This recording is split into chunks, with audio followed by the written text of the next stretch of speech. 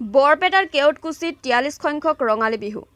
কেওটকুছি ৰঙালী বিহু উদযাপন সমিতিৰ উদ্যোগত অনুষ্ঠিত হোৱা এই বিহু কেইবাটাও দলে অংশগ্ৰহণ কৰে। বিহু বুলি কঁকাল ভাগি নাচিছে শিল্পীয়ে। নাচি বাগি আনন্দত আত্মহাৰা হৈ পৰিছে যুৱক যুৱতী শিল্পীসকল। ঢোল পেঁপা গগনাৰ শব্দত ৰজন জনাইছে কেওটকুছিৰ আকাশ বতা।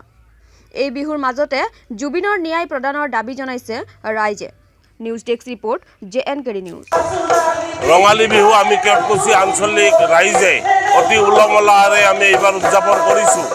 আমাৰ ৰাইজৰ মাজত জুবিন গাৰ্গৰ যদিও মৃত্যুৰ হতাশ কৰিছে, সেই হতাশক আমি শ্ৰদ্ধাঞ্জলি জনাইছোঁ তেওঁৰ আত্মাৰ প্ৰতি। তেওঁ চিৰজীৱী হওক অসমীয়া ৰাইজৰ মাজত। তথাপিতো আমি আমাৰ হেঁপাহৰ ৰঙালী বিহু, অসমীয়াৰ স্বাভিমান আৰু অসমীয়া জাতিৰ বাপতি সাহোন এই ৰঙালী বিহুটোক আমি নেপাতি কেনেকৈ থাকোঁ। আমাৰ মাজত উপস্থিত আছে আমাৰ ৰঙালী বিহুৰ উদযাপন সমিতিৰ 2 সাধাৰণ সম্পাদক ৰাতুল দাস, পংকজ দাস আৰু আমাৰ সভাপতি ধনজিত দাস। আমি আজি 43টা বছৰ ধৰি এই ৰঙালী বিহু অতি উলহ মালহেৰে উদযাপন কৰি আহিছোঁ। এইবুলিও আমি বিভিন্ন কাৰ্যসূচী গ্ৰহণ কৰিছোঁ।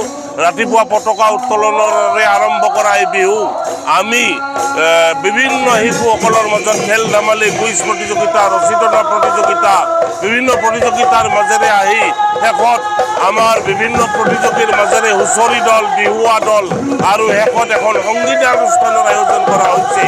আমি আশা ৰাখিছোঁ এই বিহুৱে অসমীয়া জাতিক একত্ৰিত কৰক, অসমীয়াৰ মাজত অনৈক্যৰ মাজত ঐক্য গঢ়ি তোলক, সাম্প্ৰদায়িক সম্প্ৰীতি গঢ়ি উঠক আৰু এই বিহুৰ মাজেৰে আমাৰ অনাগত দিনত ভৱিষ্যত অসমৰ যুৱক যুৱতীসকলে যাতে আমাৰ অসমীয়া সংস্কৃতিক চিৰযুগমীয়া কৰি ৰাখিব পাৰে, তাৰ কাৰণে এই বিহুত সকলোৱে আত্মনিয়োগ কৰক, বিহুক ৰক্ষা কৰক, অসমীয়া জাতিক ৰক্ষা কৰক, এই আহ্বানে আমি জনাব বিচাৰিছোঁ।